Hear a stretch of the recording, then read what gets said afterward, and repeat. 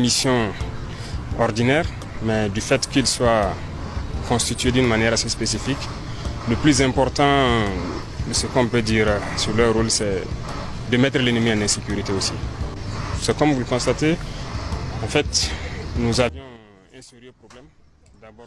Wannan shine shugabar kasar Burkina Faso Ibrahim Touré, shine shugaba mafi karancin shekaru a nahiyar Afirka gaba daya, domin dudu shekarunsa 35 ne.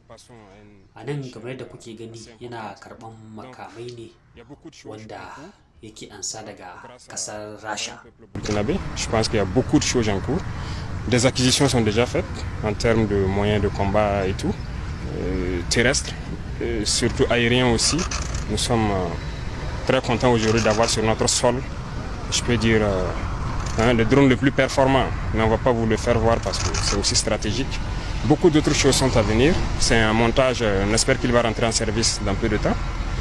Moyen terrestre, il y a beaucoup de choses à venir, notamment les blindés qui doivent participer à la protection des hommes.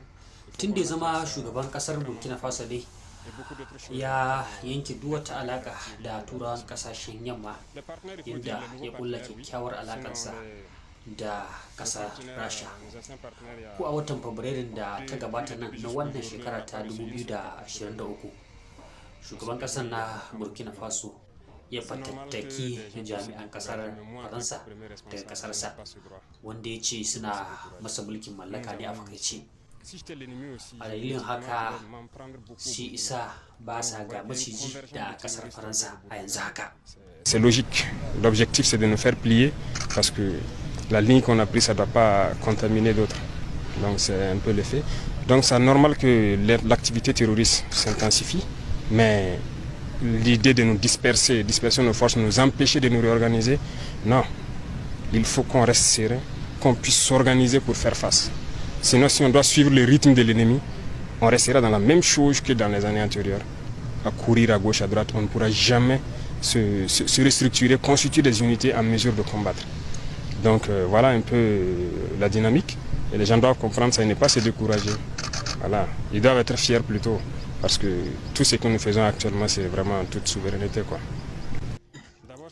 Ana masa kallon shugaba ne wanda ya kulla kawance na kud da kasar Rasha, kamar yadda Reuters da jaridar New York Times suka bayyana shi.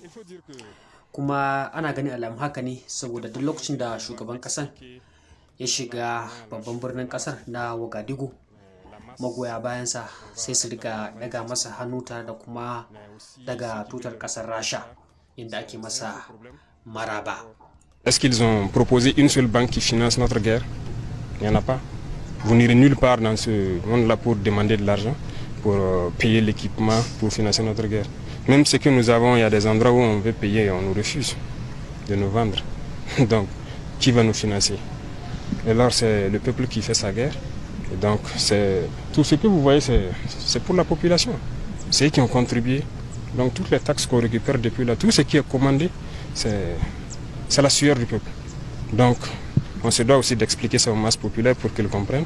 Mais ça va venir. J'espère qu'on se comprendra. Et c'est pas uniquement...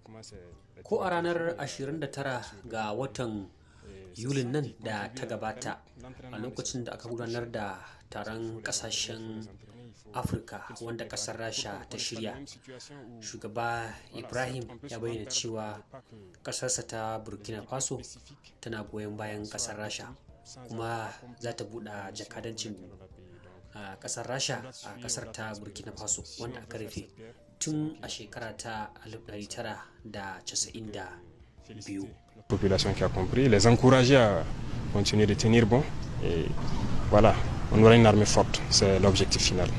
Pas d'aspect particulier, c'est inviter les populations à rester sereines. C'est dur, mais nous savons ce que nous faisons. La stratégie de nous disperser, ça ne marchera pas.